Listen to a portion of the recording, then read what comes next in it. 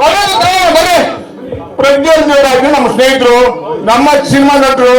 ನೀವು ಗಲಾಟೆ ಮಾಡ್ಬೇಡಿ. ಒಬ್ಬರು ಸಿನಿಮಾ ಮಾಡ್ಬೇಕಾದ್ರೆ ಅವ್ರು 3 ವರ್ಷ ಉಪವಾಸ ಮಾಡಿರ್ತಾರೆ. ಯಾರ್ಯಾರು ಬಂಡವಾಳ ಹಾಕಿದ್ದಾರೆ ಅವ್ರಿಗೆ ಗೊತ್ತಿದೆ. ನೀವು ಇರಿ, ಒಂದ್ ಕನ್ನಡ ಸಿನಿಮಾ ಉಳಿಸೋಣ, ಬೆಳೆಸೋಣ. ನಿಮ್ದು ಏನಿದೆ, ನಿಮ್ಮನ್ನ ಅದಕ್ಕೆ ಏನಿದೆ ಅವ್ರು ಮಾತಾಡ್ತಾರೆ. ಗುರು ಅಂತ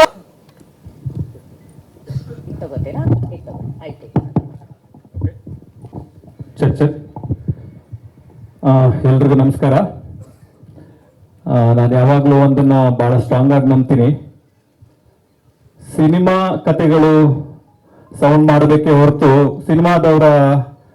ಸಿನಿಮಾದ ಹಿಂದಿನ ಕತೆಗಳು, ಸಿನಿಮಾದವ್ರ ಕತೆಗಳು ಸೌಂಡ್ ಮಾಡಬಾರ್ದು ಅಂತ. ಅನ್ಫಾರ್ಚುನೇಟ್ಲಿ ಇವತ್ತು ಆ ಥರದೊಂದು ಇನ್ಸಿಡೆಂಟ್ ಆಯ್ತು. I am extremely sorry for that. ಅದ್ರ ಬಗ್ಗೆ ವಿವರವಾಗಿ ಮಾತಾಡೋಣ. ಅದನ್ನ ಹೊರತುಪಡಿಸಿದ್ರೆ ನಿಮ್ಗೆಲ್ರಿಗೂ ಟ್ರೈಲರ್ ಇಷ್ಟ ಆಗಿದೆ ಅಂತ ಅನ್ಕೋತೀನಿ. ಇದೊಂದು ಕರಾವಳಿಯ ಬಹಳ ಹಳೆಯ ಇತಿಹಾಸ ಇರುವಂತ ಜನಪದ, ನೂರಾರು ಸಾವಿರಾರು ವರ್ಷಗಳ ಇತಿಹಾಸ ಇರುವಂತ ಒಂದು ಕಂಬಳ ಅನ್ನುವ ಒಂದು ಗ್ರಾಮೀಣ ಕ್ರೀಡೆಯ ಮೇಲೆ ಮಾಡಿರುವಂತ ಒಂದು ಕತೆ. ಸೊ ಹಾಗಾಗಿ ತುಂಬಾ ಜನ ಪ್ರಯತ್ನ ಪಟ್ಟಿದ್ದಾರೆ. ರೂರಲ್ ಸ್ಪೋರ್ಟ್ಸ್ ಮೇಲೆ, ಕಂಬಳದ ಮೇಲೆ ಕತೆ ಮಾಡಬೇಕು, ಸಿನಿಮಾ ಮಾಡಬೇಕು ಅಂತ ತುಂಬಾ ಜನ ಪ್ರಯತ್ನ ಪಟ್ಟಿದ್ದಾರೆ. ಆದ್ರೆ ಇದೆಲ್ಲದಕ್ಕಿಂತ ಬೇರೆದಾದ ಒಂದು ಸಿನಿಮಾ ಅಂತ ನಾನು ನಂಬ್ತೀನಿ. ಇದಕ್ಕೆ ಸಿಕ್ಕಾಪಟ್ಟೆ ಜನರ ಶ್ರಮ ಇದೆ. ನಾನೊಬ್ಬ ಅಥವಾ ನಿರ್ಮಾಣ ಸಂಸ್ಥೆ ಒಂದರಿಂದ ಆಗೋದಿಲ್ಲ. ಸಿಕ್ಕಾಪಟ್ಟೆ ಜನರ ಶ್ರಮ ಇದೆ. ಕಲಾವಿದರು ಕೆಲಸ ಮಾಡಿದ್ದಾರೆ, ಕಾರ್ಮಿಕರು ಕೆಲಸ ಮಾಡಿದ್ದಾರೆ, ಟೆಕ್ನಿಷಿಯನ್ಗಳು ಕೆಲಸ ಮಾಡಿದ್ದಾರೆ. ಅವರೆಲ್ಲರಿಗೂ ಥ್ಯಾಂಕ್ಸ್ ಹೇಳಕ್ ಇಷ್ಟಪಡ್ತೀನಿ. I think will take the media questions I guess. ಅದೇ ಈಗ ಗಲಾಟೆ ಆಗಕ್ಕೆ ಪ್ರಮುಖ ಕಾರಣ ಏನು ಅಂದ್ರೆ, ಈಗ ಅಭಿಮಾನಿಗಳಿಗೆ ಇದ್ರ ಬಗ್ಗೆ ಗಮನಕ್ಕಿರ್ಲಿಲ್ವಾ? ಪ್ರಜ್ವಲ್ ಅವ್ರಿಗೆ ಇದ್ರ ಬಗ್ಗೆ ಗಮನಕ್ಕಿತ್ತ? ಪ್ರಜ್ವಲ್ ಅವರು ಯಾಕೆ ಕಾರ್ಯಕ್ರಮಕ್ಕೆ ಬರ್ಲಿಲ್ಲ ಅನ್ನುವಂಥದ್ದು ಸರ್. ನಿನ್ನೆ ರಾತ್ರಿವರೆಗೂ ಬರ್ತೀವಿ ಅಂತ ಹೇಳಿದ್ರು. ಅವರ ಅಭಿಮಾನಿಗಳು ಒಂದು 100 ಜನ ಬರ್ತಾರೆ ಅಂತಾನು ಇನ್ಫಾರ್ಮ್ ಮಾಡಿದ್ರು. ಅವ್ರಗಳಿಗೆ ಪಾಸು, ಅವ್ರುಗಳು ಬರೋದಕ್ಕೆ ವ್ಯವಸ್ಥೆನೂ ಆಗಿತ್ತು. ಆಮೇಲೆ ಇಲ್ಲಿ ಬಂದಿರೋರು ಅಭಿಮಾನಿಗಳು ಅಂತ ಯಾರ್ಯಾರು ಹೇಳ್ತಾ ಇದ್ದಾರಲ್ಲ, ಅವರೆಲ್ಲರೂ ನನಗೂ ಗೊತ್ತಿರೋ ಹುಡುಗರೆ, ನನ್ನ ಸ್ನೇಹಿತರೆ. ನಮ್ಮ ಅಭಿ ಅಂತ ಇಲ್ಲೊಬ್ಬರ ಮಾತಾಡ್ತಿದ್ನಲ್ಲ, ಅವನು ಪ್ರಜ್ವಲ್ ಅವ್ರ ಅಸಿಸ್ಟೆಂಟು. ಆಮೇಲೆ ಇನ್ನೊಬ್ರು ನಮ್ಮ ದೇವು, ಇವರೆಲ್ಲ ನಮ್ಮ ಆತ್ಮೀಯ ಹುಡುಗರೆ, ಪ್ರಜ್ವಲ್ ಅವ್ರ ಜೊತೆಗೆ ಇರೋರು ಇವರು. ಸೊ ಅವ್ರಿಗೆ ಯಾಕೆ ಸಡನ್ ಆಗಿ ಬರಬಾರ್ದು ಅಂತ ಡಿಸೈಡ್ ಮಾಡಿದ್ರು ಅಂತ ನಂಗೆ ಪ್ರಾಮಾಣಿಕವಾಗಿ ಗೊತ್ತಿಲ್ಲ. ಅವ್ರದ್ದೊಂದು ಸಣ್ಣ ಡಬ್ಬಿಂಗ್ ಇಶ್ಯೂ ಒಂದಿತ್ತು. ಅವ್ರ ವಾಯ್ಸ್ ಸೂಟ್ ಆಗತ್ತಾ ಆಗಲ್ವಾ? ಯಾಕಂದ್ರೆ ಮಂಗಳೂರು ತರದ ಭಾಷೆ ಆಗಿರೋದ್ರಿಂದ 100% ಸೂಟ್ ಆಗಬಹುದಾ ಆಗಲ್ವಾ? ಇನ್ನೂ ಸ್ಪೇಸ್ ಇದೆ, ಇನ್ನೂ ಡಬ್ಬಿಂಗ್ ಮಾಡಬೇಕು ನಾವು ಅಂತಾನೆ ಇದೀವಿ. ಇನ್ನು ಬಹಳ ನಮ್ಮ ಡಬ್ಬಿಂಗ್ ಸ್ಟುಡಿಯೋನ ಬ್ಲಾಕ್ ಮಾಡೋ ಇಟ್ಟಿದೀವಿ. ಇನ್ನು 24ಕ್ಕೆ ರಿಲೀಸ್ ಇರೋದ್ರಿಂದ ಒಂದ್ಸತಿ ಎಫರ್ಟ್ ಹಾಕ್ಬಹುದು, ಚೆನ್ನಾಗಿ ಬಂದ್ರೆ ಅದನ್ನ ಇಟ್ಕೊಳ್ಳೋಣ ಅಂತ ಅನ್ನೋದು ಒಂದು ಥಾಟ್ ಇದೆ. ಆದ್ರೆ ಸಡನ್ ಆಗಿ ಈ ತರದ್ ಇವರೆಲ್ಲ ಗೊತ್ತಿರೋರೆ. ಆಮೇಲೆ ಇವ್ರು ಯಾರು ಬೇರೆಯವರಲ್ಲ, ಇವ್ರು ಯಾರು ನಮ್ಗೆ ಗೊತ್ತಿಲ್ಲದೆ ಇರೋರಲ್ಲ, ಎಲ್ಲಿಂದನೋ ಉದ್ಭವ ಆಗಿರೋರಲ್ಲ, ಗೊತ್ತಿರೋರೇನೆ ಈ ತರ ಬಂದು ಮಾಡೋದಕ್ಕೆ ಕಾರಣ ಏನು ಅಂತ ನಂಗೆ ನಿಜವಾಗ್ಲೂ ಗೊತ್ತು. ಸರ್, ಈಗ ಸಿನಿಮಾ ನೀವು ಆರಂಭದಲ್ಲೇ ಒಂದ್ ರೀತಿ ಕ್ಲಾರಿಟಿ ಕೊಡೋ ಪ್ರಯತ್ನ ಮಾಡಿದ್ರೆ, ಅಂದ್ರೆ ಸಿನಿಮಾದವರ ವಿಚಾರ ಸೌಂಡ್ ಮಾಡಬಾರ್ದು, ಸಿನಿಮಾ ಸೌಂಡ್ ಮಾಡಬೇಕು ಅನ್ನುವಂಥದ್ದು. ಈ ಕನ್ನಡ ಸಿನಿಮಾ ಇಂಡಸ್ಟ್ರಿ ಈ ಪರಿಸ್ಥಿತಿಯಲ್ಲಿ ಈ ರೀತಿಯ ಗೊಂದಲ ಮತ್ತು ಗಲಾಟೆ ಈಗ ಚಿತ್ರತಂಡಕ್ಕೆ ಎಷ್ಟು ಜವಾಬ್ದಾರಿ ಆಗಿದೆ? ಯಾಕಂತಂದ್ರೆ ಅವರ ಅಭಿಮಾನಿಗಳೇ ಮಾಡ್ತಾ ಇರುವಂತದ್ದು, ಮತ್ತೆ ಕಾರ್ಯಕ್ರಮಕ್ಕೂ ಮುಂಚೆನೆ ಅವ್ರಿಗೆ ಗಮನಕ್ಕೆ ಇರ್ಲಿಲ್ವಾ, ಹೇಗೆ ಅನ್ನುವಂಥದ್ದು ಸರ್? ಅಲ್ಲ, ಖಂಡಿತವಾಗ್ಲೂ ಇರ್ಲಿಲ್ಲ. ಯಾಕಂದ್ರೆ ಅವರೆಲ್ಲ ಫಂಕ್ಷನ್ ಅಟೆಂಡ್ ಮಾಡಕ್ಕೆ ಅಂತ ಬಂದವರು. ಅವರೆಲ್ಲರೂ ಈ ಟ್ರೈಲರ್ನ ಎಂಜಾಯ್ ಮಾಡಬೇಕು ಅಥವಾ ಈ ತರದೊಂದು ಸಮಾರಂಭ ಸೆಲೆಬ್ರೇಟ್ ಮಾಡಬೇಕು ಅಂತ ಬಂದವರು. ಆಮೇಲೆ ನಾವು ಪ್ರತಿ ಸಲನೂ ಹೇಳ್ಕೊಂಡ್ ಬಂದಿದೀವಿ ನೋಡಿ, ಇದು ಸಿನಿಮಾ ಟೈಟಲ್ ನೋಡಿದ್ರೆ ನಿಮ್ಗೆ ಗೊತ್ತಾಗುತ್ತೆ, ಇದು ಪ್ರಜ್ವಲ್ ಅವ್ರದೇ cinema. Dynamic prince Prajwal Devaraj ಅಂತ ಹೆಸರಿದೆ ಬಿಟ್ರೆ 25, 30, 40 ವರ್ಷದಿಂದ ಕೆಲಸ ಮಾಡಿರೋ ಶ್ರೀಧರ್ ಸರ್ ಹೆಸರಿಲ್ಲ, ಮಿತ್ರ ಸರ್ ಹೆಸರಿಲ್ಲ, ರಾಜ್ ಶೆಟ್ಟರ್ ಹೆಸರಿಲ್ಲ. ಯಾಕೆ ಅಂತಂದ್ರೆ ಒಂದು ಪ್ರೊಟ್ಯಾಗನಿಸ್ಟ್, ಒಂದು ಕಥಾನಾಯಕ ಅಂತ ನಾವು ಪಾತ್ರಕ್ಕೆ ಆಯ್ಕೆ ಮಾಡಿ ಮುಂದಕ್ಕೆ ಹೋದ್ಮೇಲೆ ಅದೇ ತರನೇ ಟ್ರಾವೆಲ್ ಮಾಡ್ಬೇಕಾಗತ್ತೆ. ಆದ್ರೆ ಈ ತರದೊಂದು ಘಟನೆ ಮಾಡ್ಬೇಕು ಅಂತ ಅನ್ಕೊಂಡೆ ಬಂದಾಗ ಕಾಣಿಸ್ತಿದೆ. ಅದು ಯಾಕೆ ಅಂತ ಅನ್ನೋ ಪ್ರಶ್ನೆ ನನಗೂ ಇದೆ. ನಾನು ಖಂಡಿತವಾಗ್ಲೂ ಇದು ಯಾಕೆ ಆಗಿರ್ಬೋದು ಅಂತ ಕೇಳ್ತೀನಿ. ನಮ್ ಜೊತೆ ಏನೇ ಭಿನ್ನಾಭಿಪ್ರಾಯ ಇದ್ರೂ ಅದನ್ನ ಕೂತು ಮಾತಾಡೋದಕ್ಕೆ ಒಂದು ಜಾಗ ಅಂತಿರುತ್ತೆ, ಒಂದು ವೇದಿಕೆ ಅಂತಿರುತ್ತೆ. ಒಂದು ಸಮಾರಂಭಕ್ಕೆ ಬಂದು ಯಾಕೆ ಹಿಂಗ್ ಮಾಡ್ತಿದ್ದೀರಾ, ಅಭಿಮಾನಿಗಳ ಕಾಳಜಿ ನಮಗೂ ಅರ್ಥ ಆಗುತ್ತೆ. ನಾನು ಫಸ್ಟ್ ಸಿನಿಮಾ ಅಂಬರೀಶ್ ಅವ್ರ ಜೊತೆ ಮಾಡಿರೋದು. ನಾನು ಫಸ್ಟ್ ಸಿನಿಮಾ ಡೈರೆಕ್ಟ್ ಮಾಡಿದ್ದು ಅಂಬರೀಶ್ ಅವರು, ಸುದೀಪ್ ಸರ್ ಪ್ರೊಡ್ಯೂಸ್ ಮಾಡಿದ್ರು. ಸುದೀಪ್ ಸರ್ ಜೊತೆ ನಾನೊಂದು 10 ವರ್ಷ ಅಸೋಸಿಯೇಟ್ ಡೈರೆಕ್ಟರ್ ಆಗಿ, ಅಸಿಸ್ಟೆಂಟ್ ಡೈರೆಕ್ಟರ್ ಆಗಿ ಕೆಲಸ ಮಾಡಿದ್ದೀನಿ. ಇಲ್ಲಿರುವ ಪ್ರತಿ ಮೀಡಿಯಾದವರು, ಪ್ರತಿ ಮಾಧ್ಯಮ ಮಿತ್ರರು, ಪ್ರತಿ ಟೆಕ್ನಿಷಿಯನ್ಸ್ ಯಾರಿದ್ದಾರೆ ನನಗೆ 1 to 1 ಪರಿಚಯ ಇದ್ದಾರೆ. ನೀವೆಲ್ಲರೂ ನನ್ನ ಸಹಾಯಕ ನಿರ್ದೇಶಕನಿಂದ ನಿರ್ದೇಶಕನಾಗುವವರೆಗೂ, ಅಂಬಿ ನಿಂಗ್ ವಯಸ್ಸಾಯ್ತು ಮಾಡೋವರೆಗೂ ನನ್ನ ನೋಡಿದ್ದೀರಾ. ಆದ್ರೆ ಈ ತರದ ಘಟನೆ ನಾನು ಎಲ್ಲೂ ನೋಡಿಲ್ಲ. ಹಾಗಾಗಿ ನನಗೂ ಒಂದು ಹೊಸ ಅನುಭವ ಇದು. ಗುರು ಅದೇ ಒಂದ್ ನಿಮಿಷ ಇವ್ರೆ ಪ್ರೆಸ್ ಮೀಟ್ ಯಾಕಪ್ಪ? ನಿಮ್ದೇನಿದ್ರೆ ಆಮೇಲೆ ಮಾತಾಡ್ಕೊಳ್ಳಿ. ಸರ್ ಏನ್ ಗೊತ್ತಾ ಸರ್, ಪ್ರೊಡ್ಯೂಸರ್ ಸಮಸ್ಯೆ press meet ಇದು. ಗುರು ಸರ್ ಕೇಳಿ ಇಲ್ಲಿ. ನಿಮ್ದು ಏನಿದ್ರು ನೀವು ಆಮೇಲೆ ಪ್ರೊಡ್ಯೂಸರ್ಗಳ ಮಾತಾಡ್ಕೊಳ್ಳಿ. ಇದು ಸಮಸ್ಯೆನ press meet ನಾವು ಇದು. ನಿರಂತರವಾಗಿ ಅಬ್ಸರ್ವ್ ನಾವು ಅವ್ರಿಗೆ ಮಾಡ್ಕೊಂಡು ಫೋನ್ ಬಂದಿದ್ದೀವಿ. ಮಾಡ್ಕೊಂಡು ಕೇಳ್ಕೊಂತೀವಿ ಬಿಡಿ. ಸರ್ ಒಂದ್ ನಿಮಿಷ. ನೀವು ಬೇರೆ ಕಡೆ ಮಾತಾಡ್ಕೊಳ್ಳಿ. ಇದು ಪ್ರೆಸ್ ಮೀಟ್ ಕರೆದಿರೋ ಪ್ರೆಸ್ ಮೀಟ್ ಅಷ್ಟೇ ಮಾತಾಡಿ. ನಿಮ್ದು ಪ್ರಜ್ವಲ್ದ ಏನಿದ್ರು ನೀವು ಹೊರಗಡೆ ಮಾತಾಡ್ಕೊಳ್ಳಿ. ಇದು ಪ್ರೆಸ್ ಮೀಟ್, ಇದು ಮೀಡಿಯಾ ಕರೆದಿದ್ದಾರೆ, ಮೀಡಿಯಾ ಅಷ್ಟೇ ಮಾತಾಡ್ಬೇಕು. ನೀವು ಆಮೇಲೆ ಮಾತಾಡ್ಕೊಳ್ಳಿ. ನೀವು ನಿಮ್ಗಳ attack 11 ಗಂಟೆ ಮೇಲೆ ಕೂಡ ಕೊಟ್ಟಿರೋದು ಒಂಥರ- ಮೀಡಿಯಾಕ್ಕೆ, ನಿಮ್ಗೆ 10 ಗಂಟೆ ಮುಂಚೆ ಸರ್, ಇತ್ತು, ನಿಮ್ಮ ನೀವು ಮಾತಾಡ್ಕೊಳ್ಳಿ. attack ಕೂಡ ಒಂಥರ ಹೆಂಗಿತ್ತು ಅಂದ್ರೆ ರೌಡಿಗಳು ಅಟ್ಯಾಕ್ ಮಾಡ್ದಂಗೆ ಇತ್ತು ಸರ್. ಆಸ್ ಎ ಜರ್ನಲಿಸ್ಟ್ ಆಗಿ ಹೇಳ್ತಿದ್ದೀನಿ, ದಯವಿಟ್ಟು ಹಂಗ್ ಮಾಡಿ. ಇವ್ರೇ ಗುರು. ಒಂದು ಹಲೋ ಗುರು. ಸರ್ ಹೇಳಿ ಹೇಳಿ. ಅಂದ್ರೆ ನಿಮ್ಮ ಪ್ರಶ್ನೆಗಳ ಸರ್ ನೀವು ಕೇಳಿ ಸರ್, ಕೇಳಿ ಸರ್, ಕೇಳಿ. ನಿಮ್ಮ ಪ್ರಜ್ವಲ್ದು ಅಥವಾ ನಿಮ್ಮ ಅವ್ರ ಫ್ಯಾನ್ಸ್ ಏನಿದೆ ನೀವು ಹೊರಗಡೆ ಇಟ್ಕೊಳ್ಳಿ. ಖಂಡಿತವಾಗ್ಲೂ. ಮೀಡಿಯಾ ಪ್ಲಾಟ್ಫಾರ್ಮ್ ಇದು. ಮೀಡಿಯಾಕ್ಕಂತ ಸ್ಪೇಸ್ ಕೊಟ್ಟಿದ್ದೀರಾ, 11 ಗಂಟೆ ಮೇಲೆ ಅನ್ನೋದು ಮೀಡಿಯಾ ಕೊಟ್ಟಿದ್ದೀರಾ ಟೈಮು. ಹೌದು ಹೌದು. ಮೀಡಿಯಾ ಇಟ್ಕೊಳ್ಳಿ. ನೀವು ಮಿಕ್ಕಿದೆಲ್ಲ ಕಳಿಸ್ಕೊಳ್ಳಿ, ಅಥವಾ ನೀವು ಸೈಲೆಂಟ್ ಆಗಿರಕ್ ಹೇಳಿ. ಇಲ್ಲ ಹೇಳೋಣ ಅವ್ರು ಹೇಳೋಣ. ಆಮೇಲೆ ಅವರೆಲ್ಲ ಇದು ಬಿಡಿ, ನಿಮ್ದು ಅವ್ರದ್ದು ಏನಾರು ಆಮೇಲೆ ಮಾತಾಡ್ಕೊಳ್ಳಿ. ಈಗ ಮೀಡಿಯಾ ಸ್ಪೇಸ್, ಮೀಡಿಯಾ ಜೊತೆ ಕಾಂಟ್ಯಾಕ್ಟ್ ಮಾಡಿ. ಓಕೆ ಈಗ ಓಕೆ ನಡೀರಿ.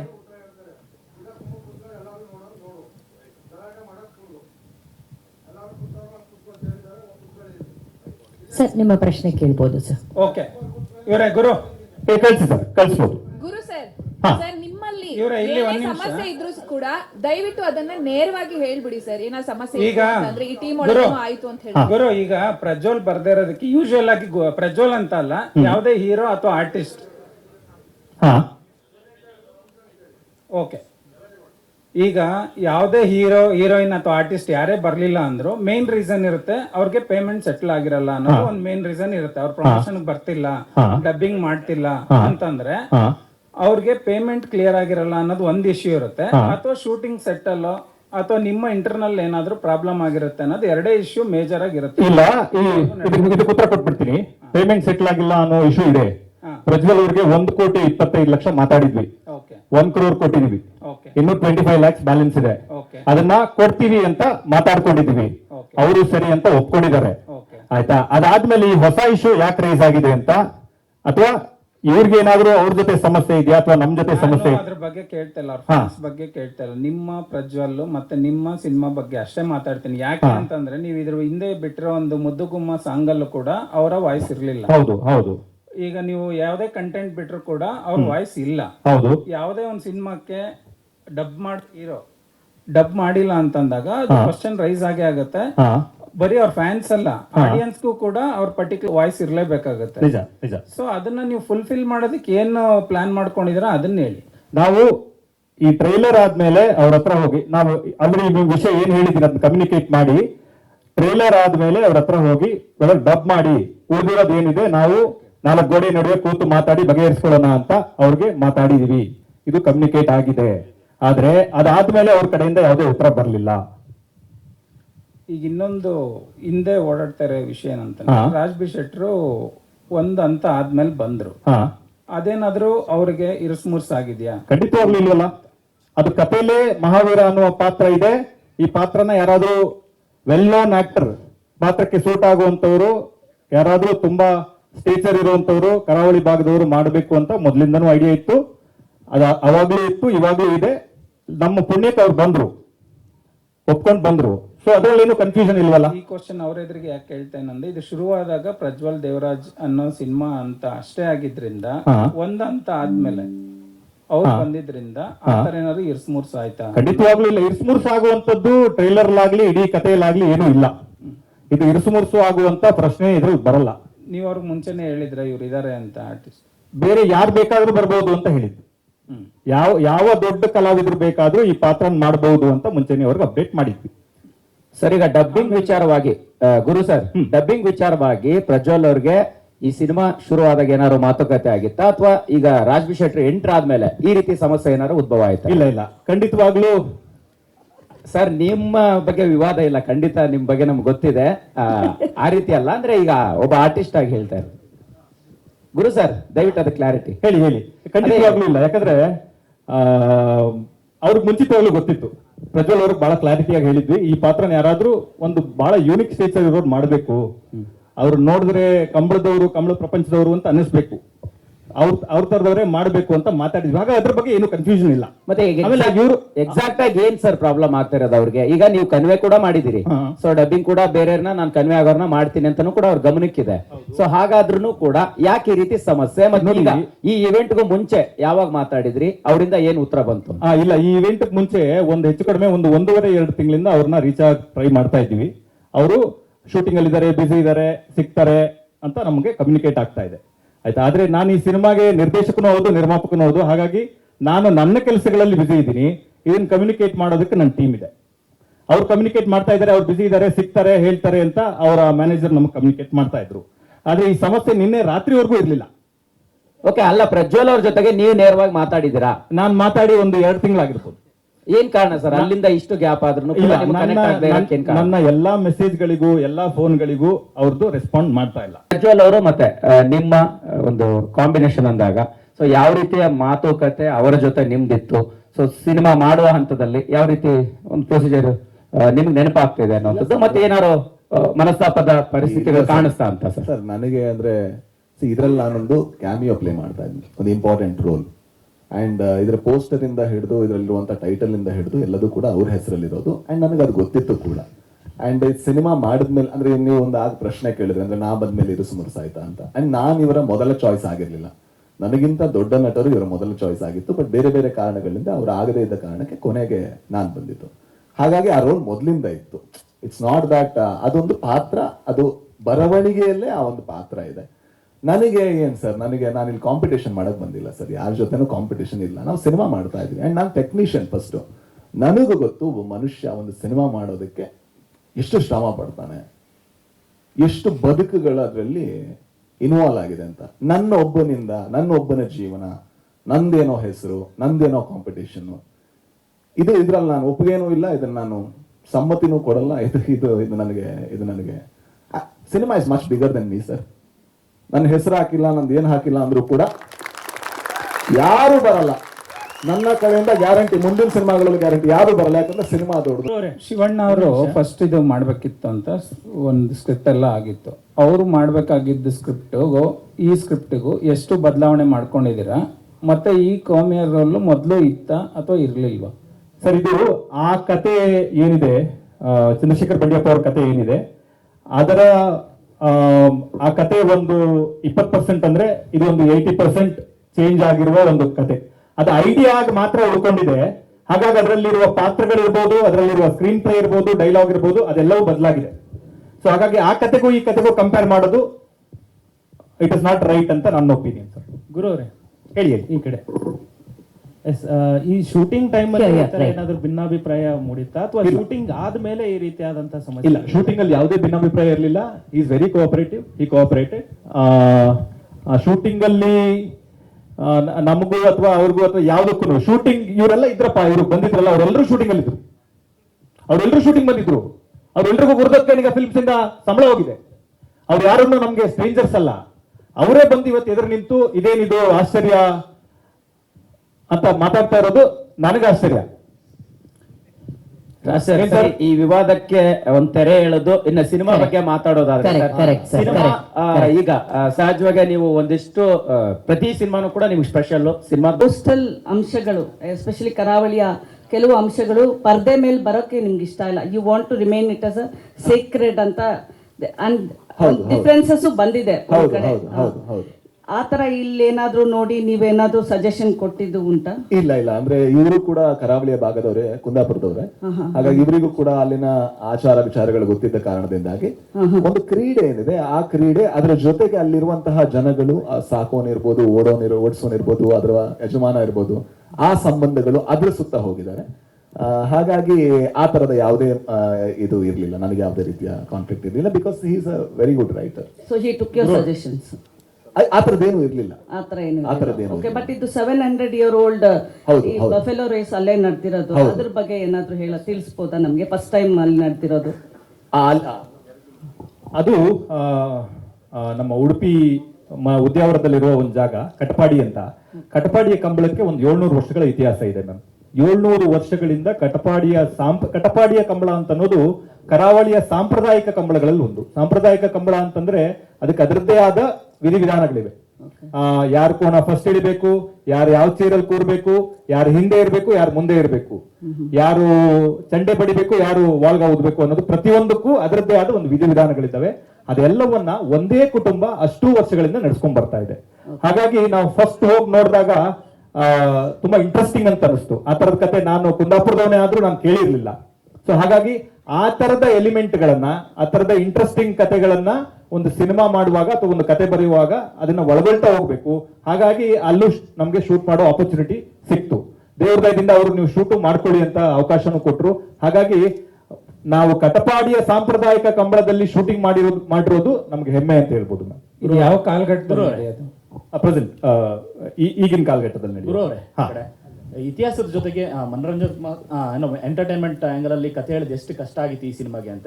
ಸೊ ಈಗ ಸಾಕಷ್ಟು ಕಥೆಗಳು ಕೇಳಿ, ಜಲ್ಲಿಕಟ್ಟು, ವಾಡಿವಾಸಲ್, ಈ ತರದೆಲ್ಲ ಸ್ಟೋರಿ ನೋಡಿದಾಗ ಒಂದಷ್ಟು ವೈಷಮ್ಯ ಮತ್ತು ವೈರತ್ವ ಎಲ್ಲ ಕಾಣಿಸಿದೆ. ಅದು ರಿಯಲ್ ಆಗಿ ಇತ್ತಾ ನೋಡಿದಿರಾ ನೀವು ಹತ್ರದಲ್ಲಿ ಅಂತ? ಯಾಕಂದ್ರೆ ಕರಾವಳಿ ಭಾಗದವರಾಗಿರೋದ್ರಿಂದ.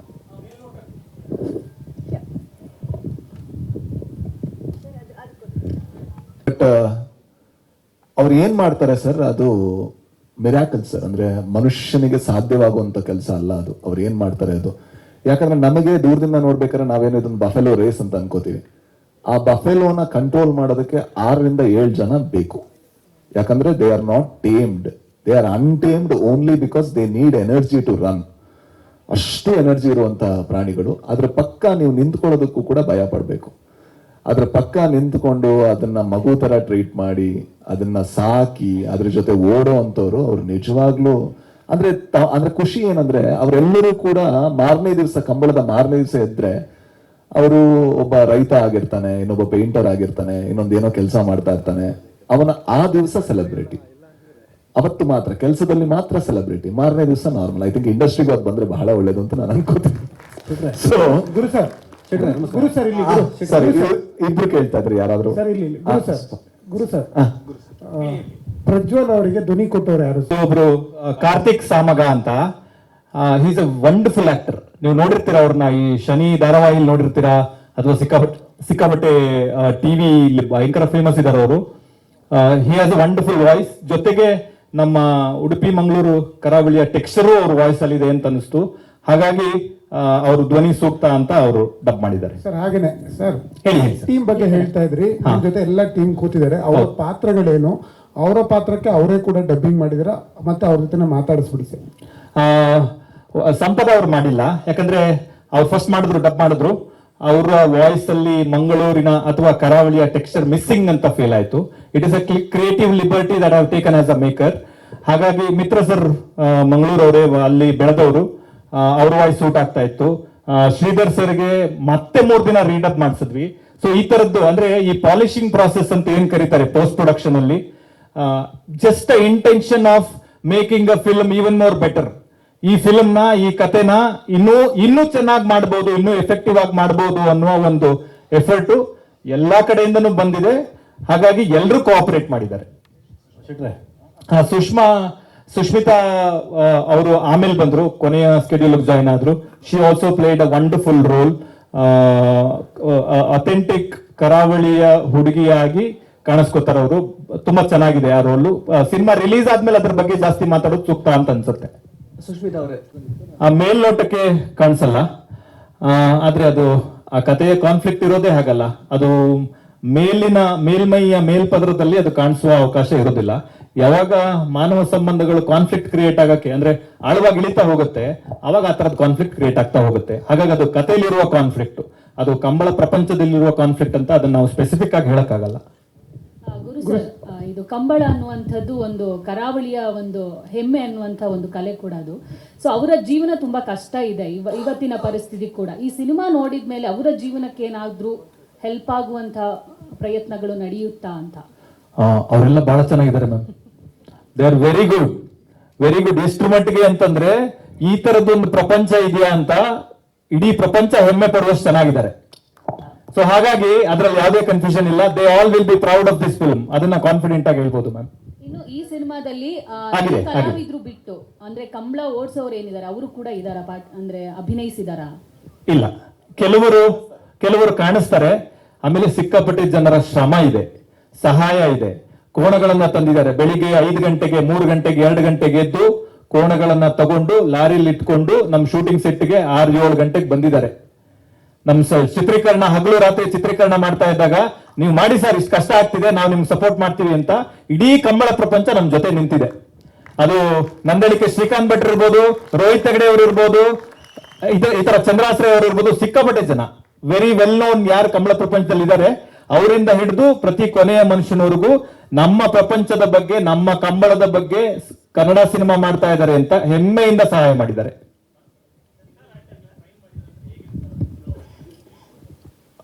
ಸರ್ ಅದು ಅಂದ್ರೆ ಈಗ ಕರಾವಳಿಗೆ ಎಂಟ್ರಿ ಆಗಿ ಕೆಲಸ ಮಾಡಾಯ್ತು, ಮಿತ್ರ ಅವರ ಲೈಫ್ ಸ್ಟೈಲ್ ಅಲ್ಲಿ ಏನೆಲ್ಲ ಬದಲಾಗಬಹುದು ಅಂತ ನಿಮಗೆ ಅನ್ಸಿದೆ ಸಿನಿಮಾದಲ್ಲಿ ಕಾಣಿಸ್ಕೊಂಡಿರೋದು? ಕರಾವಳಿಗೆ ಲುಕ್ ಚೇಂಜ್ ಆಯ್ತು ಸರ್. ಕರಾವಳಿ ರಿಲೀಸ್ ಆದ್ಮೇಲೆ ನನ್ನ ಲಕ್ಕು ಚೇಂಜ್ ಆಗ್ಬೋದು ಸರ್.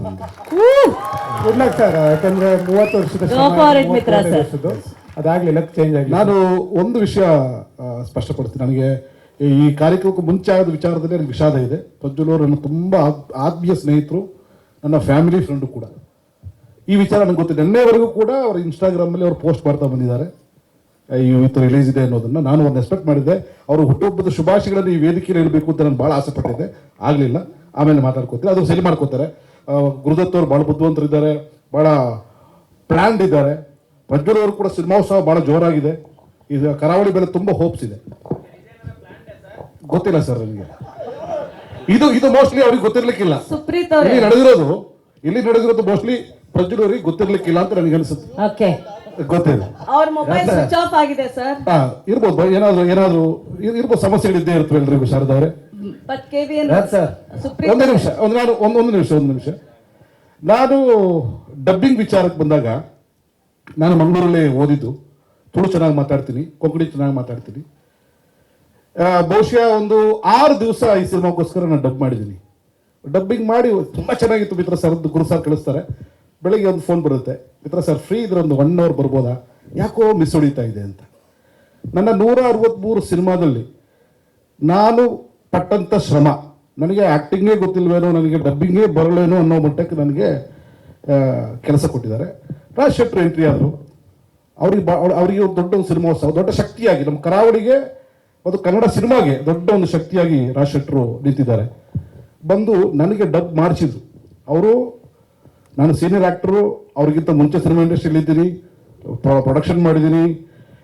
ಅದನ್ನೆಲ್ಲವನ್ನು ಬಿಟ್ಟು ನನ್ನನ್ನು ರೆಡಿ ಮಾಡಿ ಪ್ರಿಪೇರ್ ಮಾಡಿ, ಮಂಗಳೂರು ಸ್ಲ್ಯಾಂಗ್ ಅದರಲ್ಲಿ ಲ್ಯಾಂಡಿಂಗ್ ಪ್ರಾಬ್ಲಮ್ ಇದೆ ನಿಮ್ಮದು, ನನ್ನನ್ನು ಬಿಟ್ಟು ಡಬ್ ಮಾಡೋಕ್ಕೂ ಪ್ಲಾನ್ ಮಾಡಿದ್ರು. ಮಿತ್ರವರು ಸೂಟ್ ಆಗ್ತಾ ಇಲ್ಲ, ಮಿತ್ರವ್ರ ವಾಯ್ಸು ಕೂಡ ಇದಕ್ಕೆ ಸೆಟ್ ಆಗ್ತಾ ಇಲ್ಲ. ನನ್ನನ್ನು ಬೇರೆ ಸ್ಟ್ರಕ್ಚರಿಗೆ ಕರ್ಕೊಂಡೋಗಿ ನನ್ನನ್ನು ಬೇರೆ ಒಂದು ರೀತಿಯಲ್ಲಿ ಒಂಥರ ನನಗೊಂದು 2 ಅವರ್ಸ್ ಇದು ಯಾರು ಇವನು, ಮೊನ್ನೆ ಬಂದವರು 4 ಪಿಕ್ಚರ್ ಮಾಡಿದ್ದಾರೆ, ಹುಡುಕಿ ಕುಡಿದ ತಕ್ಷಣ ದೊಡ್ಡ ಮನುಷ್ಯ ಆಗ್ಬಿಟ್ರು. ನನಗೆ ಹೇಳೋ ಬಟ್ಟಕ್ಕೆ ನನಗೆ ಈಗ ಹೊರಟಾಗಿದ್ದು ಉಂಟು. ಆಚೆ ಹೋಗಿ ಸ್ವಲ್ಪ ಸಮಾಧಾನ ಮಾಡಿಕೊಂಡು ಕಾಫಿ ಕುಡ್ಕೊಂಡು ಏನೆಲ್ಲ ಮಾಡಿದ್ದೀನಿ, ಇದು ಒಂದು ಮಾಡಿಬಿಡೋಣ, ಸರೆಂಡರ್ ಆಗಿಬಿಡೋಣ ಅಂತ ಲಿಟ್ರಲಿ ಸರೆಂಡರ್ ಆದೆ. ಸರೆಂಡರ್ ಆದಮೇಲೆ ನನ್ನ ಡಬ್ಬಿಂಗ್ ನಾನೇ ಡಬ್ ಮಾಡಿದ್ದು ಅಂತ ಅಷ್ಟೋ ಮಟ್ಟಿಗೆ ಸಿನಿಮಾ ಚೆನ್ನಾಗಿ ಬಂದಿದೆ. ಕೆಲವೊಂದು ಸಾಹಸ ದೃಶ್ಯಗಳು ಹೀರೋಗಳಿಗೆ ಮಾಡದೇ ಇದ್ದಾಗ ನಾವು ಡ್ಯೂಪನ್ನು ಯೂಸ್ ಮಾಡ್ತೀವಿ, ಹೌದಾ? ಡ್ಯೂಪ್ ಬಂದು ಫೈಟ್ ಮಾಡ್ತಾರೆ. ಇದು ಬಹಳ ಒಳ್ಳೇದು ಅಂತ ಅನ್ಸುತ್ತೆ. ಯಾಕೆ ಅಂದ್ರೆ ಆಲ್ಟರ್ನೇಟಿವ್ ಆ ಕಂಬಳ ನಿಂತ ಸೀಸನ್ಗಳಲ್ಲಿ ಎಷ್ಟೋ ಕೋಣಗಳು ಕಸಾಯಿಖಾನೆಗೆ ಹೋದ್ವು. ಅಂಡ್ ಇದು ಒಂದೇ ನಮಗೆ ಚಾನ್ಸ್ ಇರೋದು. ಅನ್ಫಾರ್ಚುನೇಟ್ಲಿ ನಾಯಿಗಳಿಂದ ಹಿಡಿದು ಅಥವಾ ಯಾವ ಬೆಕ್ಕುಗಳಿಂದ ಹಿಡಿದು, ಕೋಣಗಳಿಂದ ಹಿಡಿದು, ದನಗಳಿಂದ ಹಿಡಿದು, they are not living ideal life because we are humans. As humans we are poor. ಆ ಕಾರಣಕ್ಕೋಸ್ಕರ ಎಲ್ಲದೂ ಕೂಡ ಕೇಜ್ಡ್, ಎಲ್ಲದೂ ಕೂಡ ಚೈನ್ಡ್. ಆದ್ರೆ ಅದನ್ನ ಎಷ್ಟೋ ಶತಮಾನಗಳಿಂದ ನಾವು ಡೊಮೆಸ್ಟಿಕೇಟ್ ಮಾಡಿದ ಕಾರಣದಿಂದಾಗಿ ಅವುಗಳು ನಮ್ಮ ಜೊತೆ ಬದುಕಬೇಕಾದ ಅವಶ್ಯಕತೆ, ಅನಿವಾರ್ಯತೆ ಇದೆ. ಅದರಿಂದಾಗಿ ಇವರು ಯಾವ ರೀತಿ ನೋಡ್ಕೋತಾರೆ, ಖಂಡಿತ ನೀವು ಹೇಳಿದ ಹೌದು, ಕಂಬಳದಲ್ಲಿ 1-2 ಏಟು ಹೊಡಿತಾರೆ, ಅದು ನಿಜ ಕೂಡ ಒಪ್ಕೋಬೇಕು. ಆದ್ರೆ ಅದನ್ನ ಬಿಟ್ಟು ಬೇರೆ ಟೈಮಲ್ಲಿ ಯಾವ ರೀತಿ ನೋಡ್ಕೋತಾರೆ, ಅದರಿಂದ ಈ ಆ ಜೆನೆಟಿಕಲಿ ಆ ತಳಿ ಏನಿದೆ ಅದು ಉಳ್ಕೊಂಡಿರೋದೇ ಆ ಒಂದು ಕಾರಣದಿಂದ. ಓಕೆ, ನಿಮ್ ಪಾಯಿಂಟಿಗೆ ಬರ್ತೀನಿ. ಮನುಷ್ಯನ ತಗೊಳ್ಳೋಣ, ಚೆನ್ನಾಗಿ ಅವ್ರಿಗೆ ಟ್ರೀಟ್ಮೆಂಟ್ ಕೊಡೋಣ, ವರ್ಷಕ್ಕೊಂದ್ಸಲ ಹತ್ರ ಹೊಡಿಯೋಣ, ಇದು ಓಕೆನಾ? ಅಲ್ಲಲ್ಲ, ಅದು ಓಕೆ ಪ್ರಶ್ನೆ ಅಲ್ಲ ನಾನು ಹೇಳ್ತಿರೋದು.